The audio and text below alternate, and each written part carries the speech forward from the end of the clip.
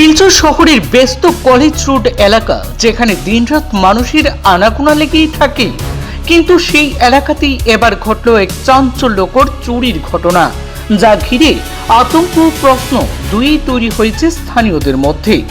ঘটনাটি ঘটেছে কলেজ রোডের সারদামণি লেনে। গতকাল সন্ধ্যা রাতে এই ঘটনা সংঘটিত হয়। জানা গিয়েছে, সাংবাদিক সমীরণ চৌধুরী কলেজ সূত্রে বাড়ির বাইরে ছিলেন। একই সময়ে তার স্ত্রীও একটি ডান্স ক্লাস পরিচালনার জন্য বাইরে থাকার বাড়িটি সম্পূর্ণ ফাঁকা ছিল, আর সেই সুযোগকেই কাজে লাগায় চোর চক্ররা।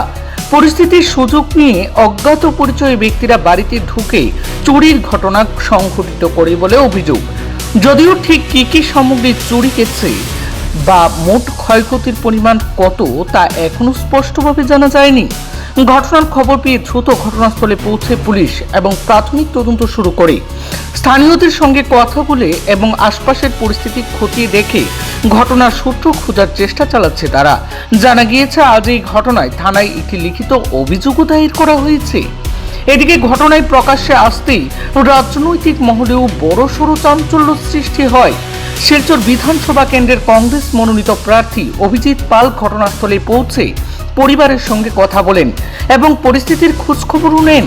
তিনি প্রশ্ন তুলেন, কলেজ রোডের মতো গুরুত্বপূর্ণ ও ব্যস্ত এলাকায় যেখানে সার্বক্ষণিক নিরাপত্তা থাকার কথা, সেখানে কিভাবে এমন ঘটনা ঘটে? এই ঘটনার পর থেকেই এলাকার নিরাপত্তা ব্যবস্থা নিয়ে নতুন করে প্রশ্নের জন্মাতে শুরু করে দিয়েছে। আমি বিকেলে 4টার আগে বেরিয়ে যাই। আজকে যেহেতু ত্রিপুরা সিএম এর প্রোগ্রাম ছিল, ভেঙে সাংবাদিক আমার ওটা কভার করার দায়িত্ব ছিল। ও 5টার সময় বেরোয় বাড়ি থেকে, কারণ ও নিজে একজন ডান্স টিচার, ওর স্কুল আছে, ও ক্লাসের জন্য বেরিয়ে গেছে। বাড়িতে কেউ ছিল না, বাড়িটা বন্ধ ছিল। তো আমি আমার কাজ সেরে অ্যাজ ইউজুয়াল যেভাবে আমরা সবাই যাই একসাথে প্রেস ক্লাবে, ওইখানেই গেলাম নিউজটা করতে হবে। ওর ক্লাসে চলে গেলো। ক্লাস থেকে এখানে আমার পাড়াতেই আমার মাসতুতো বোন আছে, ওই বাড়িতে ও গিয়েছিল কিছুক্ষণের জন্য। গিয়ে যখন ঘুরে আসার পর আমাকে প্রেস ক্লাবে আমাকে ফোন করে, তুমি কোথায়? বলে আমি প্রেস ক্লাবে। বলে এই ঘটনা। কি ঘটনা? যে গ্রিল খুলে দরজার তালা খুলেছি, কিন্তু দরজা তো ভিতর থেকে বন্ধ। মানে ভিতর থেকে বন্ধ মানে? বলে বন্ধ। তো আমার একটা ভাতিজা, মাসতুতো ভাইয়ের ছেলে ছিল, ও কম বয়সী ছেলে, 9-এ উঠেছে ও ছিল। তখন ও কি করলো, এই আমার ঠিক উল্টো দিকের বাড়ির নিপেন, আমার আরেক ছোট ভাই মানুষ, নিপেনকেও ডেকে আনলো। গিয়ে বললে, নিপেনদা তুমি একটু আসো। নিপেন আসায় এই জিনিসটা বেরোলো যে নিপেন এসে পুরো টানাটানি করে, যখন কিছু বেরোলো না তখন নিপেন এই আমার সাইডের দিকে গিয়ে, পেছন দিকে গিয়ে ঘুরে এসে আমার মার রুমের সাইডটাতে যখন গেল, গিয়ে দেখলো ওইখানে জানালা খোলা, গ্রিল ভাঙা। তারপর ওইখান থেকে আমার মাসতুতো ভাইয়ের ছেলেটা ওইদিকে ঢুকে, জানালা দিকে ঢুকে দরজাটা ভিতর থেকে খোলার পর ওরা ঢুকার পর দেখা যায় যে পুরো ঘরটা একটা র্যানসেক করে গেছে, চুলের তোর। হ্যাঁ, আমার রুমে একদম গোদরেজ, আলমিরা থেকে ধরে সব কিছু খোলা, কাপড়পত্র, কাগজপত্র, কাপড় চোপড় সব একদম ছড়ানো ছিটানো রয়েছে এদিক ওদিক। এখনো তো বুঝতে পারিনি কিছু, শুধু 2-3টে জিনিস এইমাত্র চোখের সামনে যেটা পড়ে আছে। একটা হচ্ছে আমার মেয়ের একটা ওরা টাকা জমায় ঘটিটা ভেঙে, ওটাতে কয়েকশো টাকা ছিল আমার মেয়ের, ওটা নিয়ে গেছে, খুচরোগুলো ফেলে চলে গেছে। আমার ছেলের একটা ঘটি ছিল, ওটাতে ওর বলছে যে পাপা আমি প্রায় 1400-1500 টাকা জমিয়েছিলাম, ওইটা কেটে ওই টাকাটা নিয়ে গেছে, ওইটা কেটে ওইখানে বোধহয় ফেলে গেছে। বাকি তো এই মুহূর্তে বলতে পারছি না যে কি লস হয়েছে, সেটা টোটাল দেখার পরই বলতে পারবো। আমি তো বুঝতেই পারছি না ব্যাপারটা কি। আর যদি সন্ধ্যা নাগাদ যদি এরকম একটা সিকিউরিটি অ্যারেঞ্জমেন্ট থাকার পরও 5টা থেকে 9টার মধ্যে যদি চুরি হয়ে যায়, এটা একটা বিশাল মানে আশ্চর্যের ব্যাপার। খুব ভাবিত করছে যে এটা হচ্ছেটা কি। আমরা কি নিরাপদ নই? আমরা কি কাজে কর্মে বেরোতে পারবো না? তাহলে বাড়ির গেট বন্ধ করা যাবে না, গ্রিল বন্ধ করা যাবে না? নিরাপত্তা কোথায়? সেটা সবচেয়ে বড় প্রশ্ন হয়ে দাঁড়িয়েছে। আমি যে এটার একটা প্রকৃত অনুসন্ধান হোক, কারা এর সাথে জড়িত, সমাজের জন্য একটা বিরাট চিন্তার বিষয়, এবং এটা নিয়ে আমাদের সবাইকে চিন্তা করতেই হবে।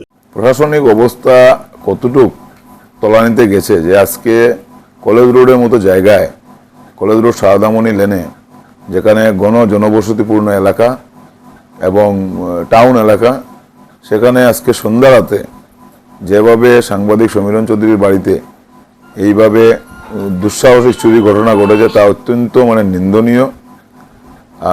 আমরা ভাবতেও পারিনি যে এরকম সন্ধ্যা রাতে উনি যখন ঘর থেকে ওনার স্ত্রী যখন ঘর থেকে বেরিয়ে গেছিলেন কাজে, রাতে 9টার সময় এসে যেভাবে যে পরিস্থিতি ঘর দেখেছেন এবং আপনারা দেখেছেন যে প্রত্যেকটা গোডরেজ ব্যাঙ্গে দেওয়া হয়েছে, প্রত্যেকটা জিনিস এলোমেলো, ওনার সোনার জিনিস ছিল, ওনার টাকা পয়সাও ছিল।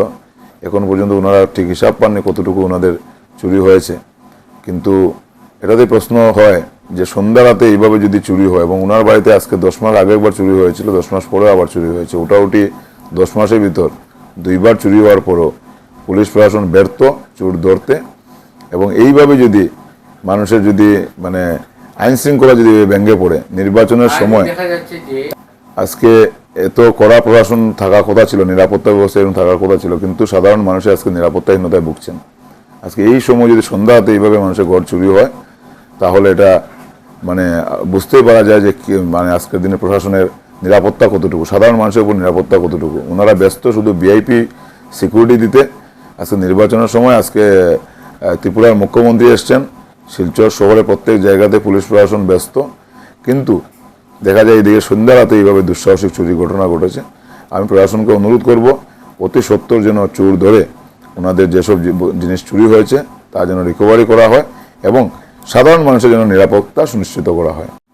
সমগ্র শহরে link road, Das colony, Vivekananda road, Ashram road, প্রত্যেকটা এলাকাতে যেভাবে চুরি, ডাকাতি, ছিনতাই যেভাবে বেড়ে চলছে, সেটাতে বোঝা যায় যে বর্তমান প্রশাসন এবং যিনি আজকে হোম মিনিস্ট্রির দায়িত্বে আছেন স্বয়ং মুখ্যমন্ত্রী, থাকার পরে যদি এইভাবে যদি মানুষের যদি জীবনের নিরাপত্তা না থাকে, মানুষের যদি ঘরের যদি এইভাবে নিরাপত্তা না থাকে, আজকে সাধারণ মানুষ চুরি হওয়ার পর সেই জিনিসটা রিকভারি করতে বৎসরের পর বৎসর সময় লাগে। মানুষ কোথায় আজকের দিনে শিলচর শহর দাঁড়িয়েছে, সেটা একটা প্রশ্ন চিহ্ন। আমি তো বাইরের থেকে আইছি, আমার পরে তো গেট খুলছি, বারান্দার গ্রিল খুলিয়া তারপর যখন দরজাটা বাইরের থেকে খুলতে গেছি তালাটা, তখন টান দিছি তো খুলে না দরজাটা। তো খুলে না, 2বার 3বার চেষ্টা করার পরেও তারপরেও দরজাটা খুলছে না। তারপর আমার একটা স্ট্রাইক হলো যে কিতাব ব্যাপার, আমি মোবাইল দিয়ে একটু দেখলাম, দেখার পরে দেখলাম ভিতরের যে এলড্রপটা এটা পুরো ভিতরের দিকে সিলভার কালারটা দেখা যায়।